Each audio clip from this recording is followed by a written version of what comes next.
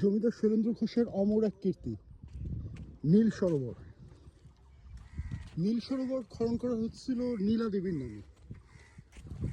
এলাকার লোক কেউ বলে যে নীলা ছিল তার স্ত্রী, আবার কেউ বলে নীলা ছিল তার কন্যার নাম। নিশ্চিতভাবে কেউই বলতে পারে না। 1348 বঙ্গাব্দ বা 1941 খ্রিস্টাব্দে 5 একরের এই দিঘিটি খনন করা হয়, সাথে একটা কারুকার্য খচিত ঘাট। এলাকার লোকজন বলে যে বিকেলবেলা এখানে বসে সুন্দর বাতাস পাওয়া যেত, এটার জন্য এটা বাঁধানো হচ্ছিল। শৈলেন্দ্র ঘোষের খুলনাতেও একটা বাড়ি হচ্ছে, যেটাকে স্থানীয়ভাবে হোয়াইট হাউস বলে সবাই। খুবই সুন্দর একটা বাড়ি, সাদা ধবধবে দোতলা, রাজকীয় প্যালেস।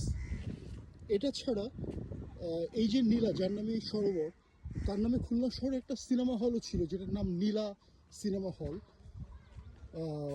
দেশভাগের পরে ওই সিনেমা হলের নাম হয়ে যায় পিকচার প্যালেস। খুলনার একদম কেন্দ্রে একটা জায়গা, পিকচার প্যালেসের মোড়, সেখানে এটা ছিল। এটা এখন খুলনার একটা ল্যান্ডমার্ক। যদিও পিকচার প্যালেস এখন আর নেই, কিন্তু নীলার স্মৃতিটা রয়ে গেছে, সেই সাথে জমিদার শৈলেন্দ্রনাথের স্মৃতি এই স্থানের নামে রয়ে গেছে। নীল সরোবর।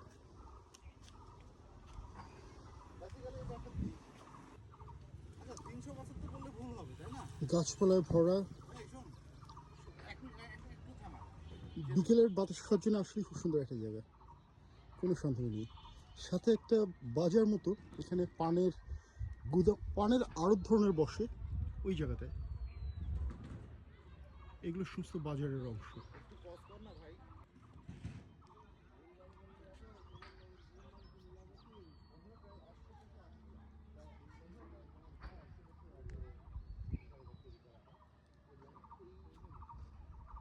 এই পোজে আমার এটা তুলতে হবে,